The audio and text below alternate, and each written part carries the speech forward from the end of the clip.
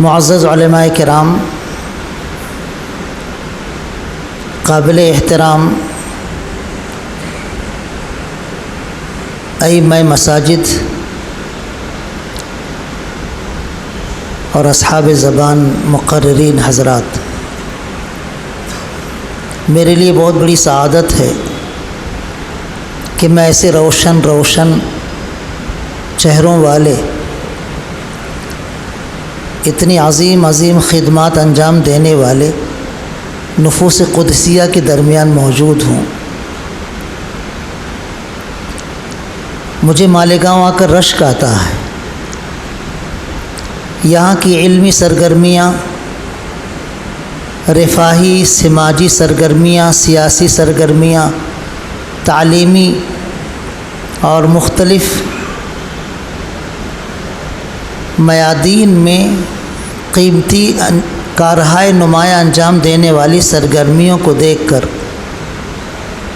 اور میں نے مفتی صاحب سے کہا بھی تھا کہ جس عنوان پر آپ مجھے بولنے کے لیے حکم دے رہے ہیں اس سے بہتر تو آپ مجھ سے بہتر بولیں گے، اور ماشاءاللہ عباقرہ علماء کا یہ معدن ہے جس کو ہم مالیگاؤں کہتے ہیں۔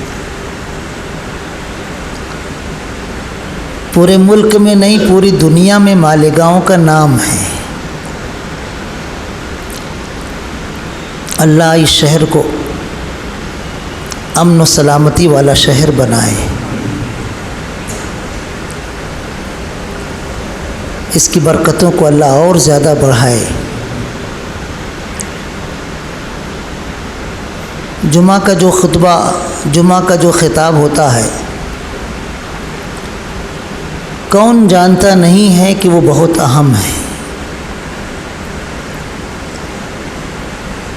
اللہ کے رسول صلی اللہ علیہ وسلم کی حدیث بخاری شریف میں موجود ہے۔ حضرت ابو ہریرہ رضی اللہ تعالیٰ عنہ روایت کر رہے ہیں کہ آپ نے ارشاد فرمایا کہ جب امام خطبہ دے رہا ہو اور تم اپنے ساتھی سے کہو خاموش رہو، تو تم نے لغو کام کیا ہے۔ خطبے کے دوران آپ کا کسی کو خاموش رہنے کا حکم دینا بھی گوارا نہیں ہے۔ خطبے کی اتنی اہمیت ہے۔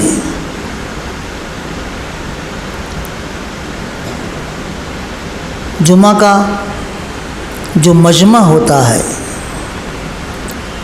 اس مجمع کا حق ادا کرنے کے لیے خطبے سے بہتر کوئی ذریعہ ہمارے پاس اصلاح کا نہیں ہے۔ زمانہ کتنا بھی ترقی کر جائے، یوٹیوب، نیٹ، واٹس ایپ، جتنے بھی جدید آلات ایجاد ہو جائیں، لیکن اصلاح کا جو بہترین ذریعہ اللہ نے ہمیں خطاب جمعہ کے ذریعے عطا فرمایا، اس سے بہتر ذریعہ ہم کو نہیں ملے گا۔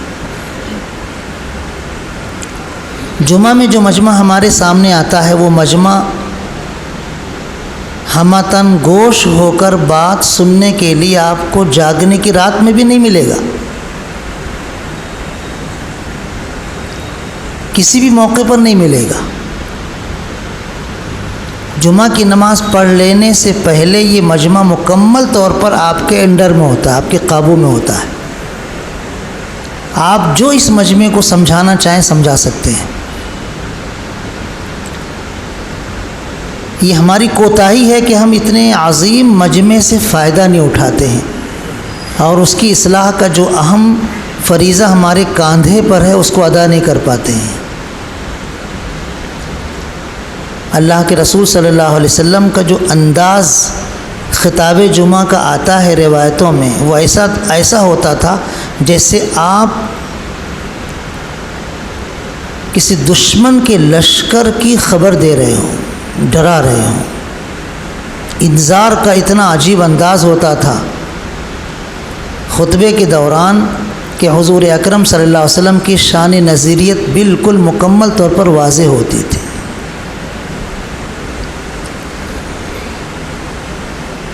بہت ہی عمدہ، بہت ہی مفید یہ سلسلہ اللہ کے کرم سے ہمیں ہاتھ آیا ہے، گلشن خطابت کے ذریعے کہ ایک عنوان پر، ایک موضوع پر مختلف مسجدوں میں بیانات ہو رہے ہیں۔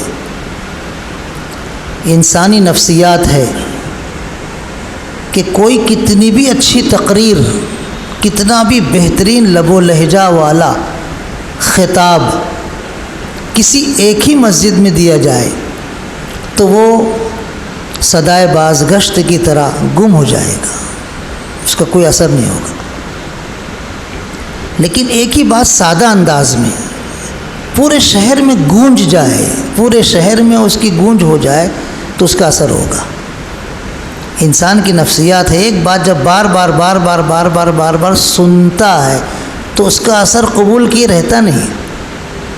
حضور اکرم صلی اللہ علیہ وسلم حضرت عائشہ رضی اللہ تعالیٰ عنہ کے پاس، حضرت حفصہ رضی اللہ تعالیٰ عنہ کے پاس، حضرت سودہ رضی اللہ تعالیٰ عنہ کے پاس، حضرت صفیہ رضی اللہ تعالیٰ عنہ کے پاس، سب کے پاس یہی جملہ جب سنے، اکلت المغافیر، اکلت المغافیر، اکلت المغافیر، تو حضور اکرم صلی اللہ علیہ وسلم نے چاہے امہات المومنین کی دلداری کے لیے کیا ہو، لیکن اتنی ساری باتوں کا بیک وقت آپ کے سامنے آنے کا اثر ہوا کہ نہیں ہوا؟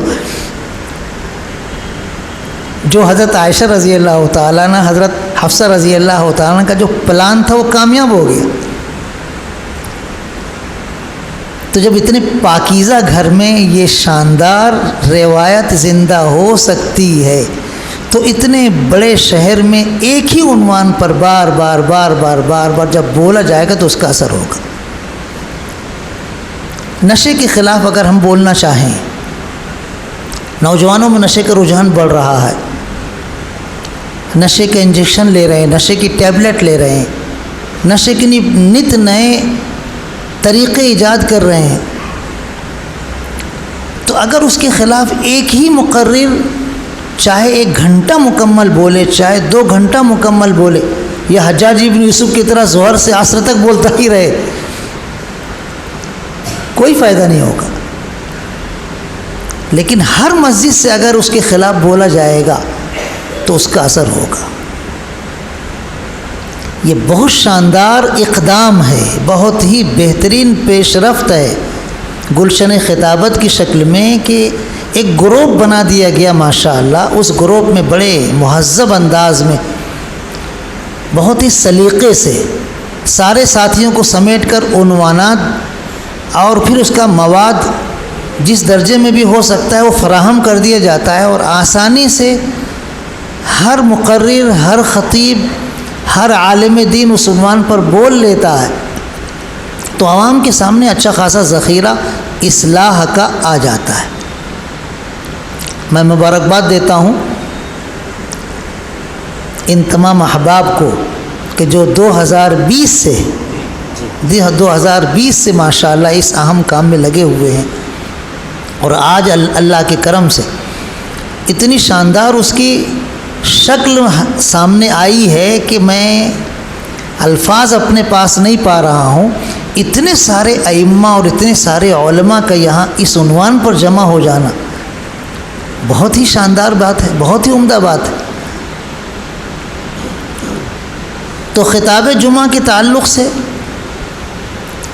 جو ہمارے زبانے میں، ہمارے درمیان عربی زبان میں ہوتا ہے خطبہ، کاش ہماری مسلم عوام عربی زبان جانتی ہوتی تو براہ راست بغیر کسی دوسری زبان کی توسط کے خطاب جمعہ سے مستفید ہوتی، لیکن ہم مجبور ہیں کہ عربی زبان ہمارے مسلم عوام کو آتی نہیں ہے، سمجھتے نہیں ہیں، تو ہم کو دوسری زبان کا سہارا لینا پڑتا ہے، اور ہم خطاب خطبہ جمعہ کے علاوہ خطاب جمعہ اردو زبان میں کرنے پر مجبور ہیں۔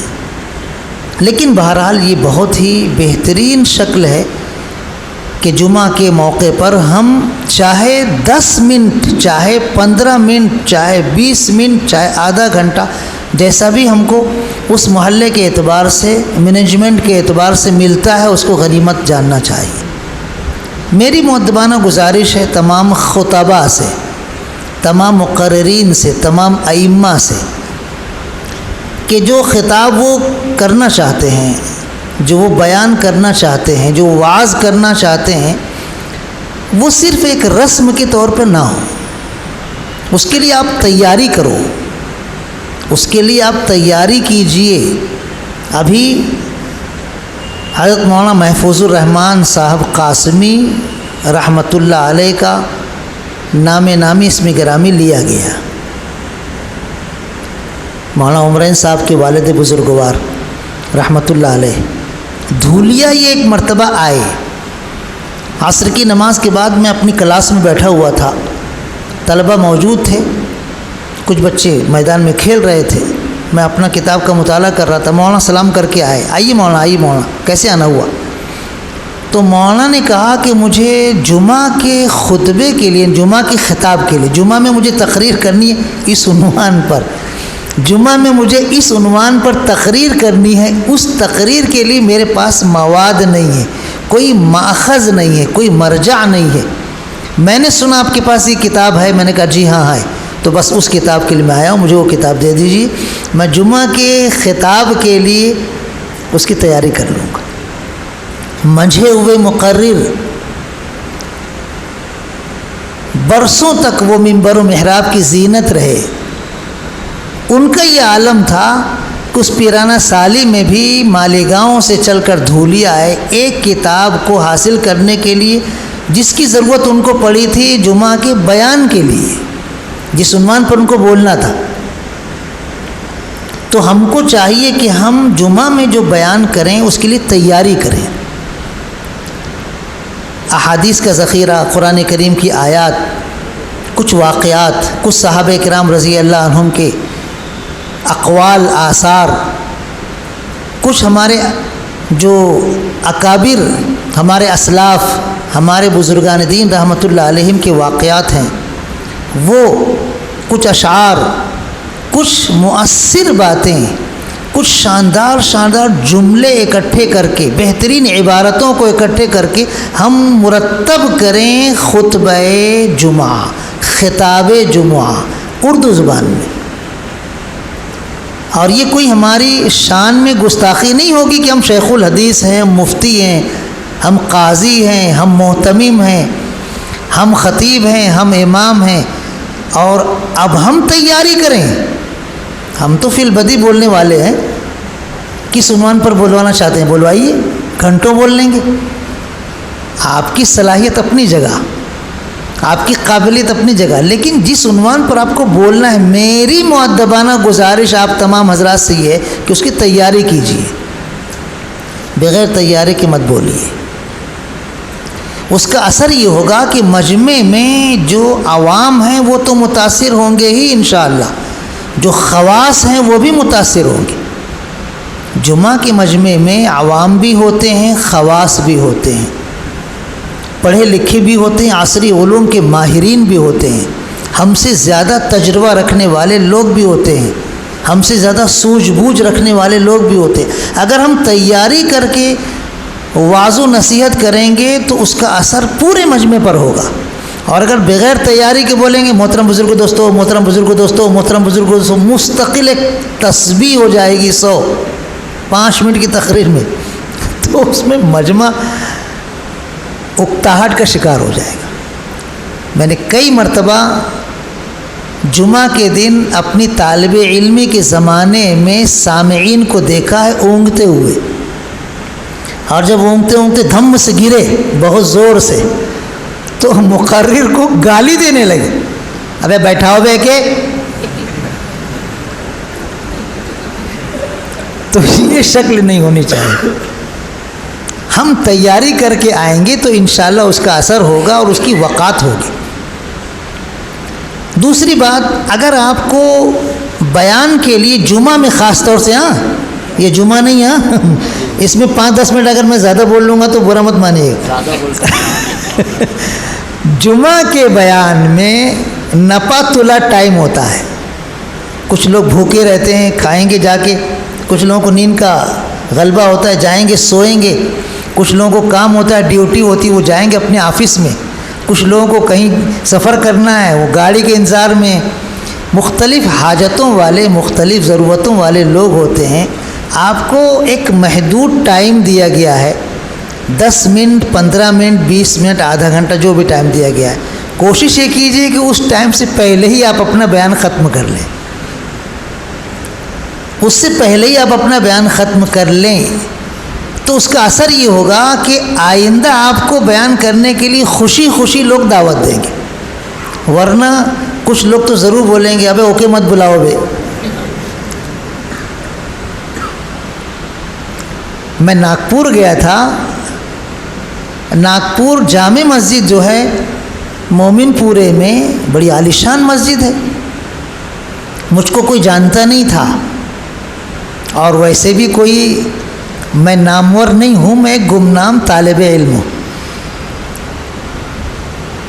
وہاں کسی عزیز نے امام صاحب سے کہا کہ دھولیا سے ایک صاحب آئے ہیں، ان کا ہم جمعہ میں یہاں بیان رکھنا چاہتے ہیں، تو انہوں نے کہا کہ یہاں کے جمعہ تقسیم ہیں، ایک جمعہ دارالعلوم ناگپور والوں کا ہے، ایک جمعہ جماعت اسلامی والوں کا ہے، ایک جمعہ تبلیغی جماعت والوں کا ہے، تو یہ ہفتہ تبلیغی جماعت والوں کا ہے۔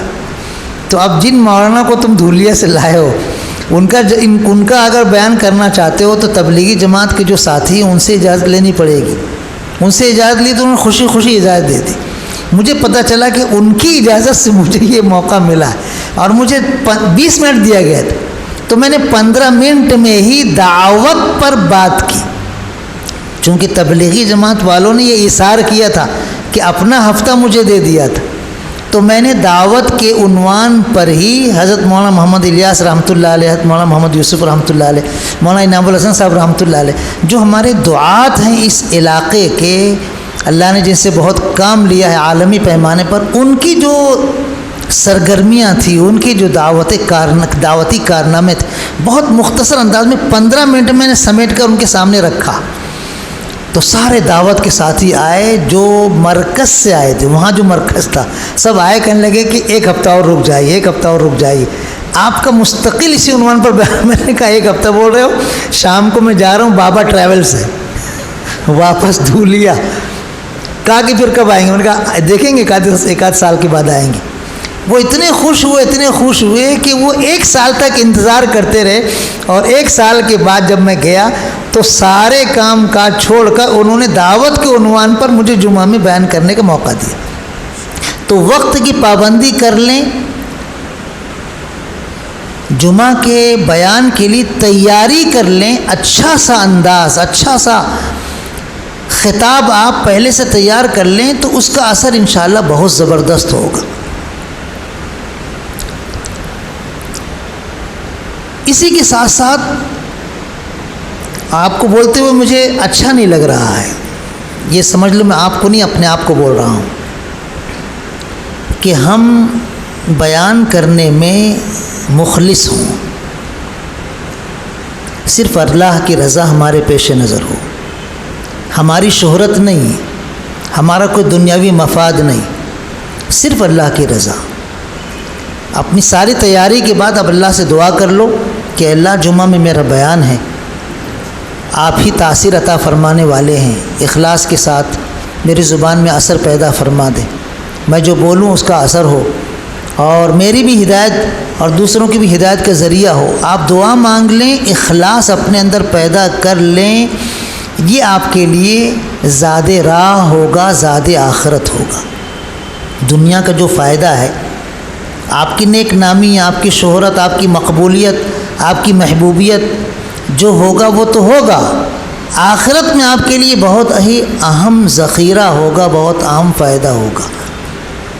تو گلشن خطابت سے جڑے ہوئے تمام احباب کو میں اپنا بھائی سمجھ کر، اپنا مخلص کرم فرما سمجھ کر، اپنا دوست سمجھ کر یہ بات کہہ رہا ہوں کہ ہم یہ جو کام کر رہے ہیں گلشن خطابت کے تحت ایک گروپ کی شکل میں، اس میں ہم اپنے آپ کو مخلص بنائیں، ہمارا کوئی دنیاوی مفاد نہ وابستہ ہو، قطعاً نہیں، قطعاً نہیں۔ دنیا تو ذلیل ہو کر ہمارے قدموں میں آئے گی، ہم کو مخلص ہونا ہے۔ امام خطیب عام طور پر معاشی اعتبار سے کمزور ہوتے ہیں، معاشی اعتبار سے مضبوط ہوتے نہیں ہیں۔ آپ حضرات تو جانتے ہی ہیں نا، ائمہ کی تنخواہیں کتنی ہوتی ہیں، خطبہ کی تنخواہیں کتنی ہوتی ہیں۔ آپ جو قربانی دے رہے ہیں، اس قربانی کو اخلاص کے ساتھ صرف اللہ کی رضا کے لیے آپ انجام دیتے رہیں، خوشی خوشی، کوئی بدلی نہیں ہونی چاہیے۔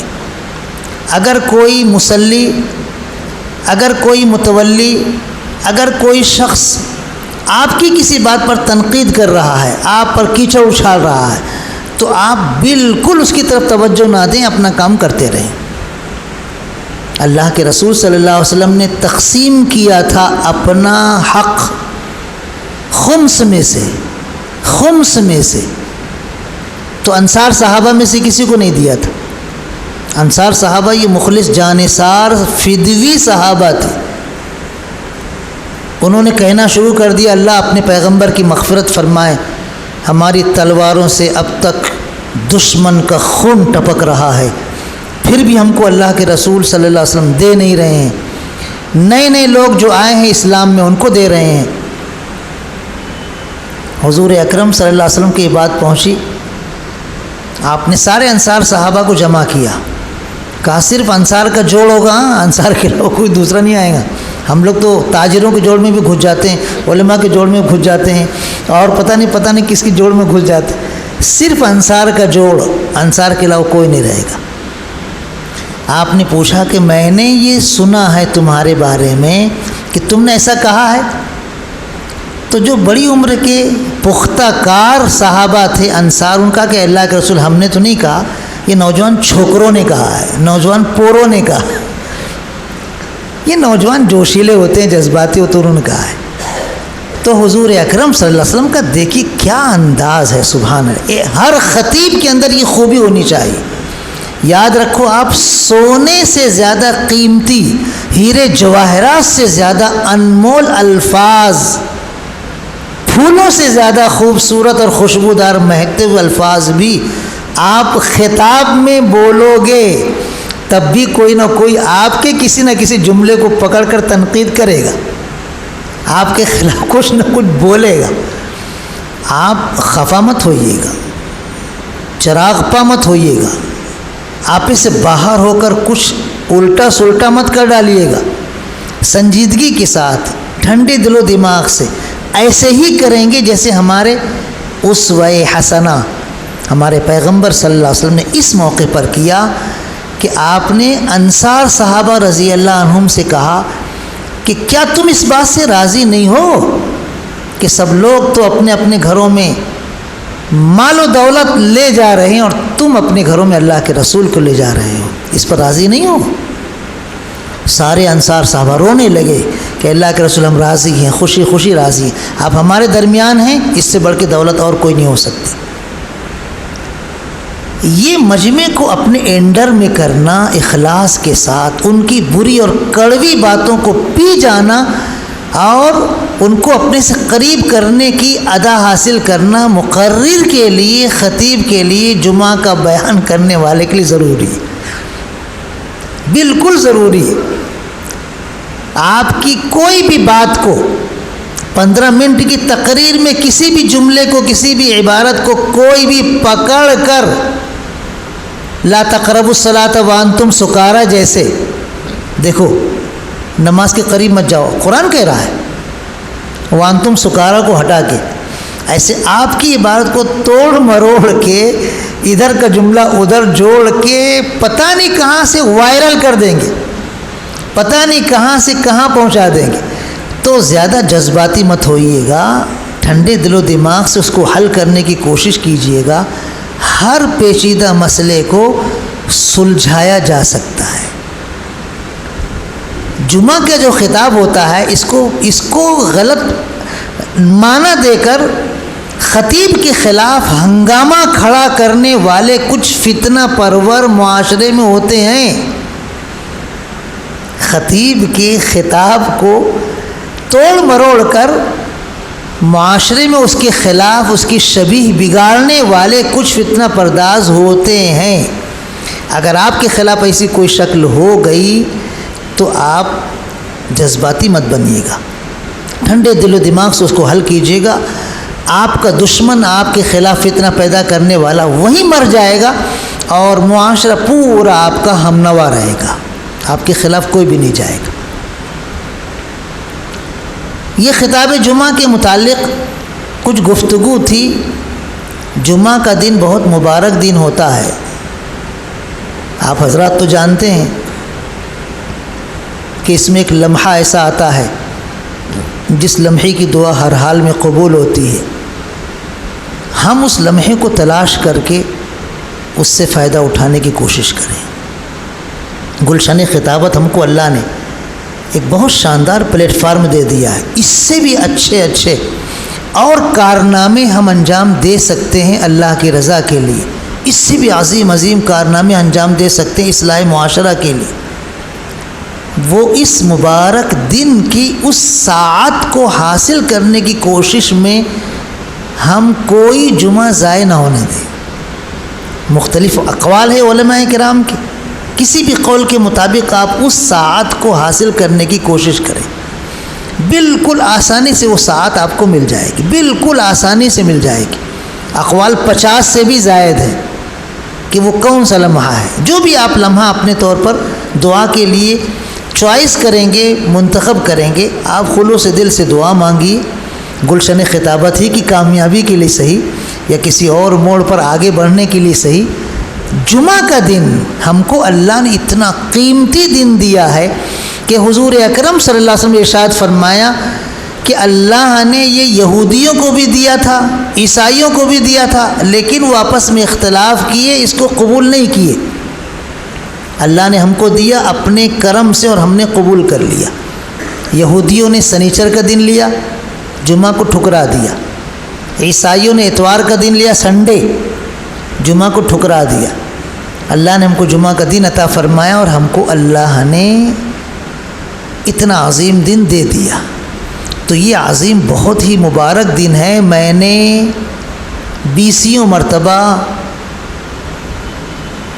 پڑھے لکھے مسلمانوں کو مالیگاؤں میں داخل ہونے سے پہلے ہزاروں کی تعداد میں بیٹ اور اسٹامپ لے کر اس مبارک دن کو ضائع کرتے دیکھا ہے. ہمارے نوجوان جمعہ کے دن چھٹی کا دن ہے، چلو کھیلیں گے. پورا میدان مالیگاؤں کے باہر ایسے بھرا رہتا ہے ہمارے نوجوانوں سے. ایسا لگتا ہے جیسے ہمارے نوجوان جمعہ کے دن کرکٹ کھیلنے ہی کے لیے رہتے ہیں، جبکہ یہ دن تو اور بھی برکتوں کے لیے. اس مبارک ساعت کو اگر ہم قبول کرتے اور ہمارے نوجوان اس ساعت کے لیے کچھ کوشش کرنے والے ہوتے تو یہ دن دیکھنا نصیب نہیں ہوتا جو آج صورتحال ہماری امت کی، ہماری قوم کی ہے. جو ذبح حالی مسلمانوں کی ہے وہ ذبح حالی نہیں ہوتی. کچھ ڈھنگ کے کام کرنے والے ہم لوگ ہوتے.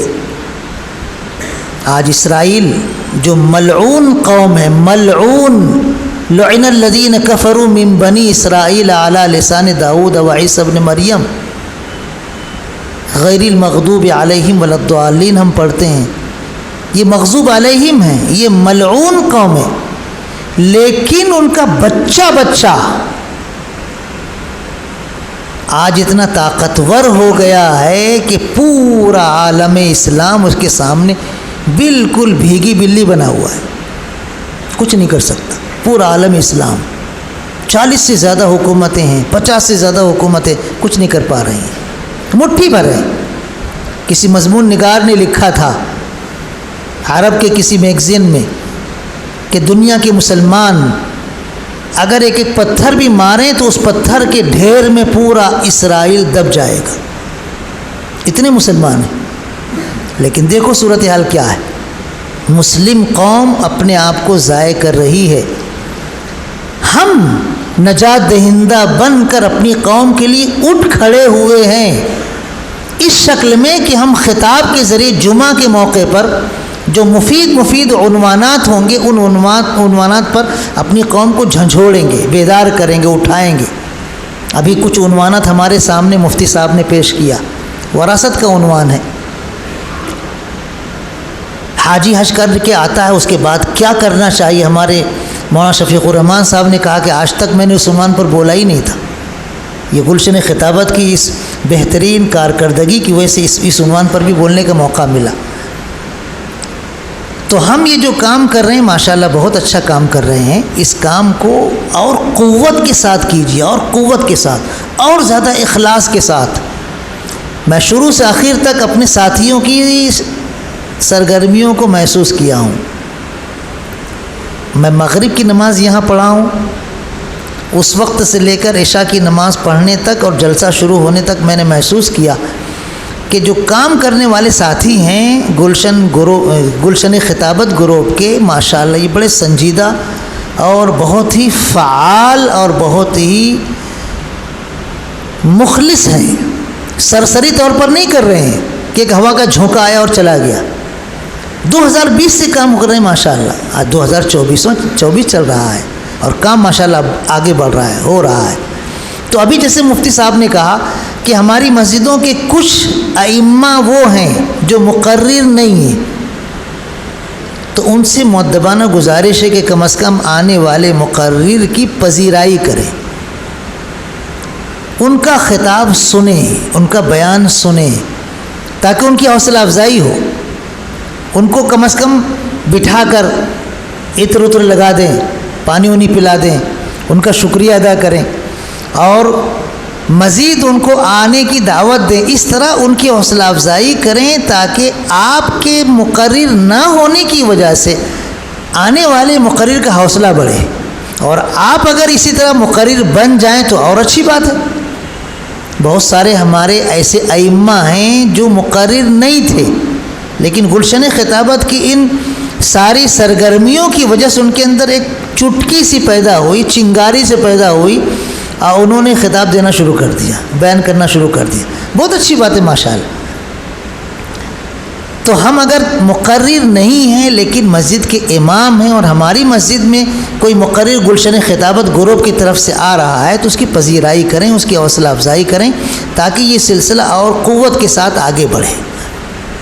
سرد مہری نہیں ہونی چاہیے، اور اگر آپ خود بیان کرتے ہیں تو بہت اچھی بات ہے۔ امام کا رتبہ تو بہت اونچا ہوتا ہے، خطیب کا رتبہ تو بہت اونچا ہے۔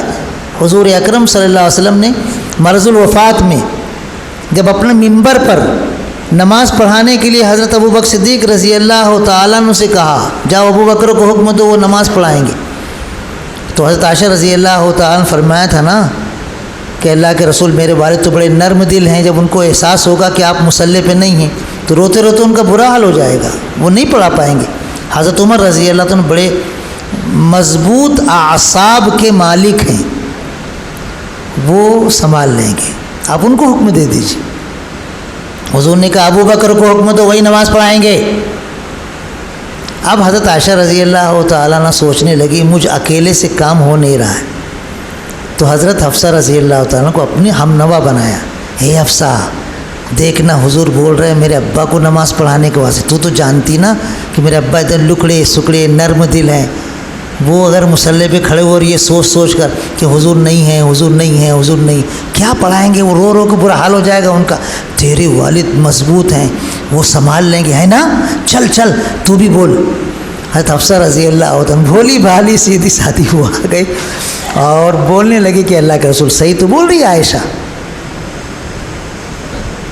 حضرت ابوبکر نرم دل ہیں، وہ مصلی سنبھال نہیں پائیں گے، ہاں میرے والد سنبھال لیں گے، میرے والد کو حکم دیجیے۔ حضور اکرم صلی اللہ علیہ وسلم حضرت عمر رضی اللہ تعالیٰ عنہ کی صلاحیتوں سے بھی واقف تھے، لیکن امامت کس اعلیٰ صلاحیت کا تقاضا کرتی ہے، مصلی کس صلاحیت کا مطالبہ کرتا ہے، یہ آپ جانتے تھے۔ آپ نے فرمایا تم یوسف کو ورغلانے والی عورتیں ہو، جاؤ ابو بکر کو حکم دو وہی نماز پڑھائیں گے۔ تو حضرت حفصہ بالکل شرمندہ ہو گئی اور حضرت عائشہ کہنے لگی تیرے چکر میں جب میں پڑھتی نا تو پھزیت ہو جاتی۔ یہ ہے مصلی، معمولی نہیں ہے، یہ ہے امامت کا حق، معمولی چیز نہیں ہے۔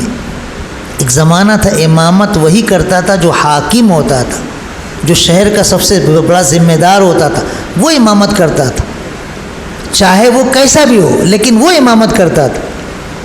اللہ نے آپ لوگوں کو مسلح عطا فرمایا، آپ لوگوں کو امام بنایا ہے، بہت اونچا رتبہ ہے، چاہے تنخواہ آپ کی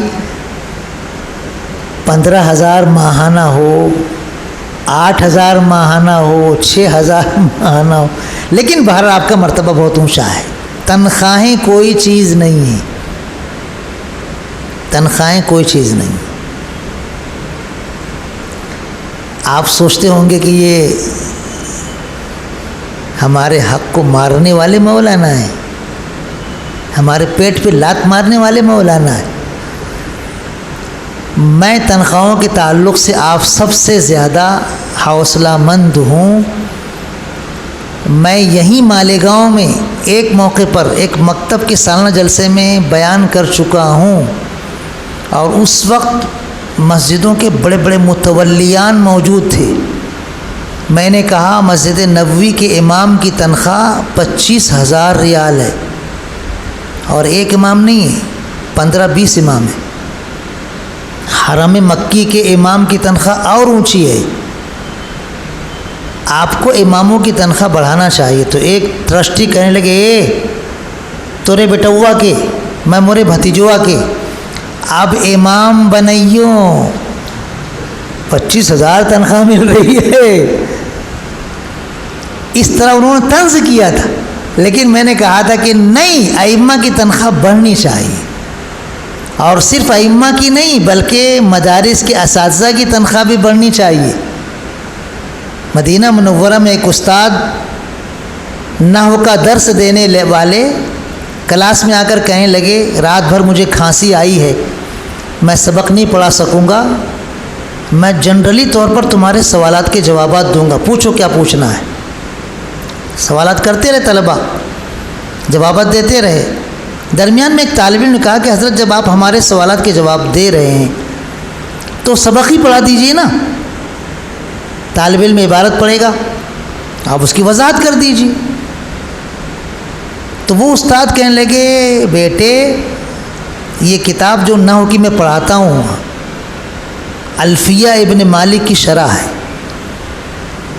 یہ حاشیۃ السبان اور شرح اشمونی ہے، یہ کئی سو سال پہلے لکھی گئی ہے، تمہارا ذہن کئی سو سال پرانا نہیں ہے، میں روزانہ سبق کو تمہارے ذہن کے مطابق مرتب کر کے لاتا ہوں، وہ ترتیب والا کام کل رات میں نہیں کر سکا، کھانسی آتی رہی تو میں سبق نہیں پڑھاؤں گا۔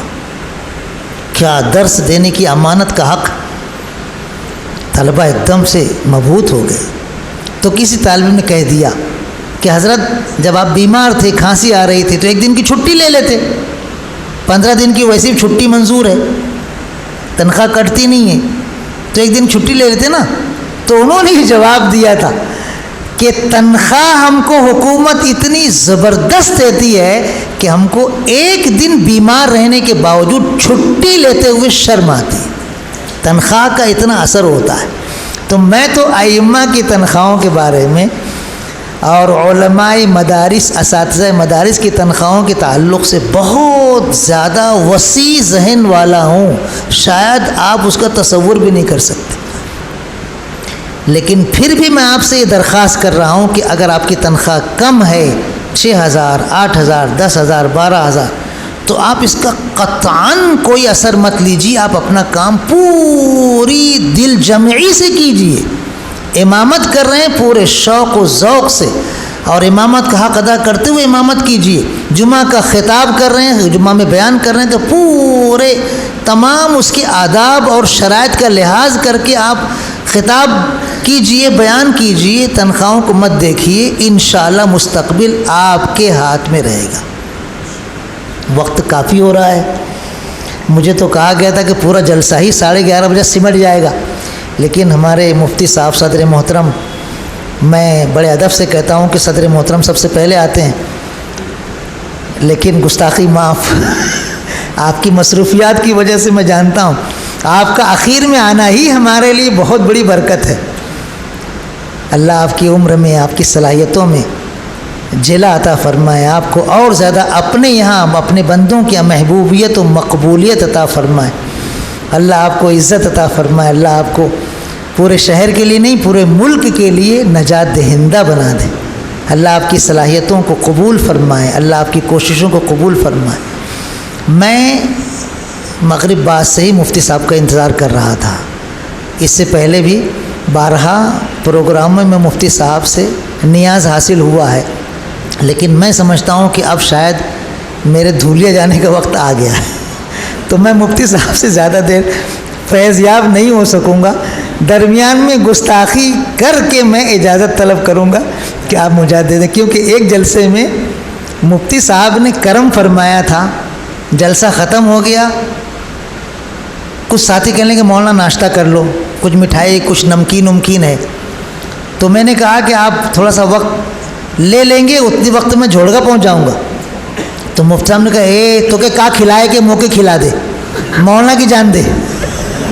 یہ کرم کیا تھا مفتی صاحب نے، اور مجھے اتنا اچھا لگا تھا، اتنی خوشی ہوئی تھی کہ میں دل سے دعا دے رہا تھا کہ واقعی خیر خواہ ہیں مفتی صاحب، ورنہ اگر وہ مٹھائی کے لیے نمکین کے لیے روک لیتے اور آدھا گھنٹہ اور ٹوٹ جاتا تو پھر دھولیا آدھا گھنٹے بعد پہنچتے، دیر سے پہنچنے کے بعد، دیر سے سونے کے بعد کے معمولات میں خلل ہو جاتا ہے، اس لیے کوشش یہ ہوتی ہے کہ جلدی جا کر بستر پر آرام کر لیں، تاکہ جو بھی اللہ تعالیٰ توفیق دیتا ہے گنہگار بندوں کو اس توفیق سے ہم فائدہ اٹھائیں۔